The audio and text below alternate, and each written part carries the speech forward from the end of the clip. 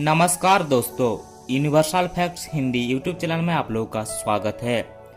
पिछले वीडियो में हमने जाना था डायनासोर के कुछ अनजाना और रहस्यमय फैक्ट्स के बारे में। आज हम बात करने वाले हैं डायनासोर के अंत के बारे में, तो बने रहिए वीडियो के अंत तक। चलिए वीडियो को स्टार्ट करते हैं। मेसोजोइक काल, जिसे डायनासोर काल भी कहा जाता है, यह वह काल था जब पृथ्वी पर डायनासोर का ही राज चलता था। डायनासोर पृथ्वी के हर हिस्से में फैले हुए थे, पर आज से करीब 6.5 करोड़ साल पहले करीब 15 किलोमीटर लंबाई का एक विशालकाय एस्टेरॉयड अचानक हमारी धरती से आ टकरा गया। वैज्ञानिकों के अनुसार यह एस्टेरॉयड और पृथ्वी के मध्य टकराव हिरोशिमा में गिराए गए परमाणु से करीब 10 अरब गुना ज्यादा शक्तिशाली था। तो आप सोच सकते हैं कि उस वक्त हमारी पृथ्वी का हाल कैसा हुआ होगा। इस एस्टेरॉयड के धरती पर टकराने के तुरंत बाद ही सैकड़ों किलोमीटर दूर तक आग का गोला फैल गया था, जिसने अपने रास्ते पर आने वाले सभी जीवों को तुरंत ही राख में बदल दिया।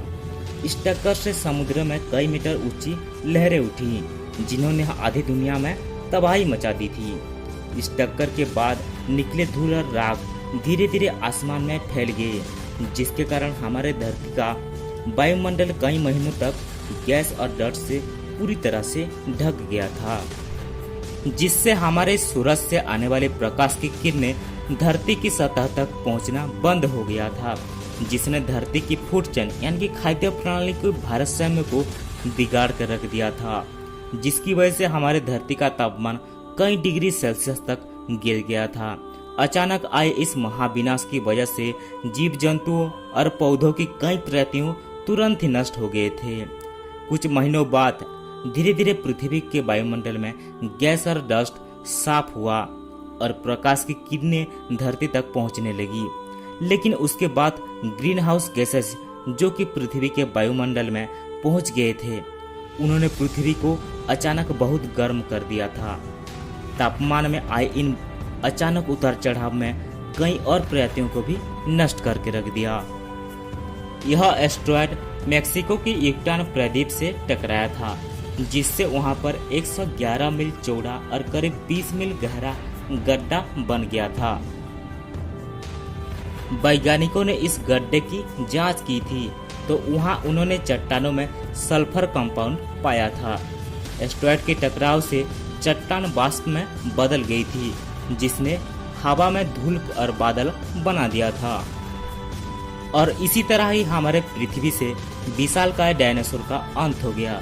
यह माना जाता है कि प्रकृति के आगे कोई नहीं बढ़ सकता और समय की लिखावट को कोई नहीं टाल सकता।